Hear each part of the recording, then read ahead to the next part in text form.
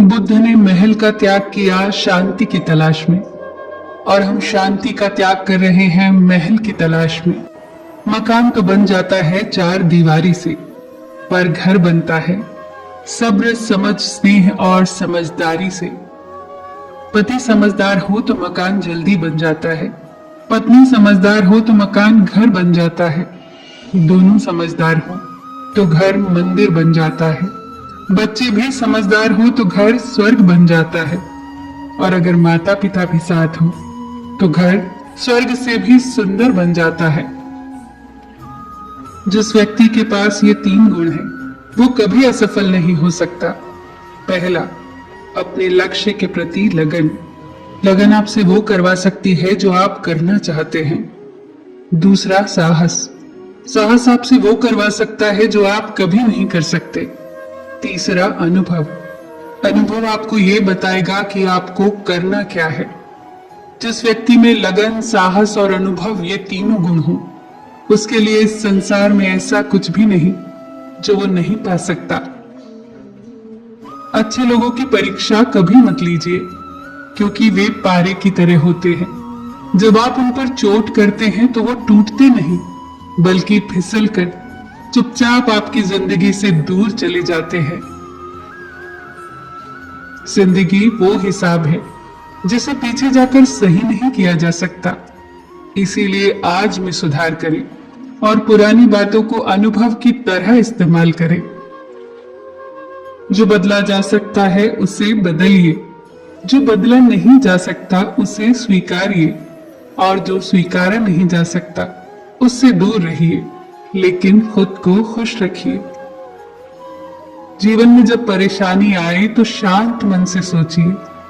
जल जब गंदा हो तो उसे हिलाते नहीं, बल्कि शांत छोड़ देते हैं, जिससे गंदगी अपने आप बैठ जाती है।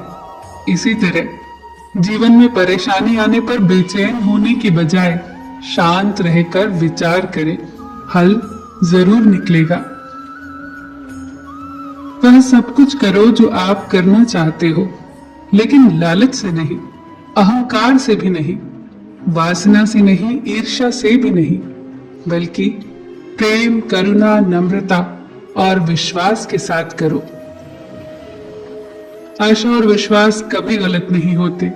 ये तो हम पर निर्भर करता है कि हमने आशा किससे की और विश्वास किस पर किया। गुस्सा आए तो रुक जाना, गलती हो जाए तो झुक जाना, क्योंकि रिश्ते कभी अपने आप नहीं टूटते।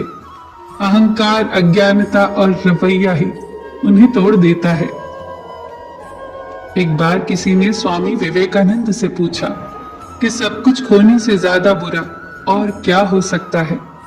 इस पर स्वामी जी ने बहुत ही खूबसूरत उत्तर दिया, सब कुछ खो जाने से ज्यादा बुरा उस उम्मीद का खो जाना है जिसके भरोसे हम सब कुछ दोबारा पा सकते थे।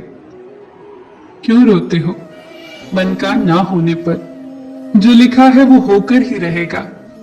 ईश्वर एक रास्ता बंद करने से पहले कई रास्ते खोल देता है। पतझड़ के मौसम में जब पेड़ से सारे पत्ते गिर जाते हैं, तब भी पंछी हौसला नहीं छोड़ता, क्योंकि वो जानता है कि बहार फिर से लौटेगी और पेड़ फिर हरा भरा हो जाएगा। जब एक नन्हा सा पंछी हौसला नहीं हारता, तो भला हमें क्यों हारना चाहिए? जीवन एक पुस्तक की तरह ही है। अगले पन्ने पर क्या होगा ये हमें कभी पता नहीं होता, और पिछले पन्ने को हम पढ़ तो सकते हैं पर बदल नहीं सकते। इसीलिए जिंदगी चाहे एक दिन की हो या 4 दिन की, इसे ऐसे जियो जैसे कि जिंदगी तुम्हें नहीं, जिंदगी को तुम मिले हो। फिर मिलेंगे दोस्तों अगली वीडियो के साथ। तब तक के लिए अपना ख्याल रखना और हमेशा मुस्कुराते रहना।